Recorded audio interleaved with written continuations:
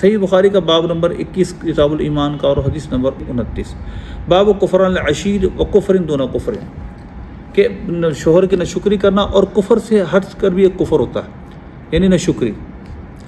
اس میں حدیث ہے حضرت عبداللہ بن عباس رضی اللہ عنہما، اس کے راوی ہیں، قال نبی صلی اللہ علیہ وسلم اریت النار فاذا اکثر اہلها النساء یکفرن، کہ مجھے جہنم دکھائی گئی اور اس جہنم کے اکثر رہنے والے عورتیں تھیں وہ ناشکری کرتی ہیں۔ یکفرن قیل یکفرن باللہ، عرض کی یا رسول اللہ صلی اللہ علیہ وسلم، وہ اللہ کا انکار کرتی ہیں؟ فرمایا نہیں، یکفرن العشیرہ، اپنے شوہر کی ناشکری کرتی ہیں، یکفرن الاحسان، وہ احسان کی بھلائی کی ناشکری کرتی ہیں۔ لو احسنت الی احداہن الدار، تم اگر زمانہ بھر تک اس کے ساتھ نیکی کرتے رہو، ثم رأت منک شیئا، اگر تم میں سے ہلکی چیز بھی تمہارے خلاف دیکھیں گے، مطلب ایسی چیز بھی تمہارے عورتوں کے مزاج کے مطابق نہیں ہے، تو کیا کرے گی پھر؟